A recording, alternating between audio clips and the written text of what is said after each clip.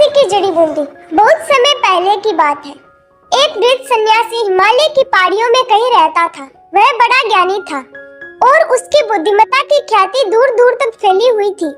एक दिन एक औरत उनके पास पहुंची और अपना दुखड़ा रोने लगी। बाबा, मेरा पति मुझसे बहुत प्रेम करता था, लेकिन वह जब से युद्ध से लौटा है वह मुझसे बात तक नहीं करता।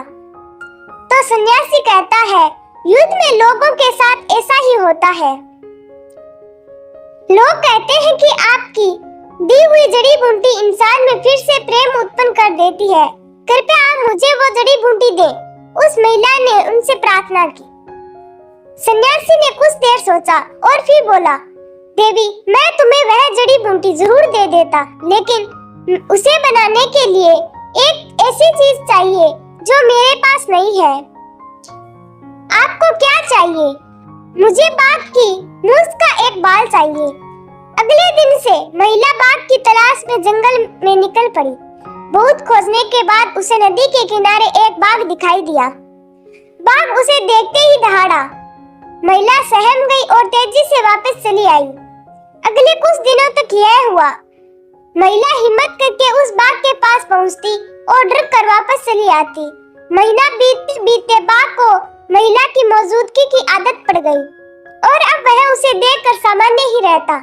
अब तो महिला बाघ के लिए मांस भी लाने लगी और बाघ बड़े चाव से उसे खाता।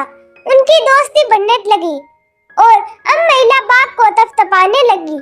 और देखते देखते एक दिन वो भी आ गया जब उसने हिम्मत दिखाते हुए उस बाघ की मूंछ का एक बाल निकाल लिया।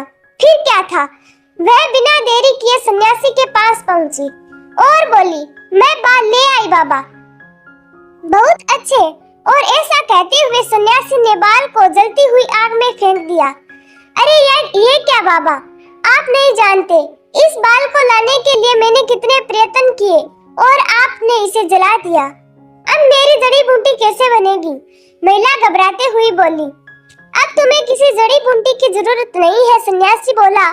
जरा सोचो, तुमने बाघ को किस तरह अपने वश में किया। जब एक हिंसक पशु को धैर्य और प्रेम से जीता जा सकता है, तो क्या एक इंसान को नहीं? जाओ, जिस तरह तुमने बाघ को अपना मित्र बना लिया, उसी तरह अपने पति के अंदर प्रेम भाव जागृत करो। महिला सन्यासी की बात समझ गई। अब उसे उस जड़ी बूटी की कोई जरूरत नहीं थी, क्योंकि उसे तो अपनी जड़ी बूटी मिल गई थी।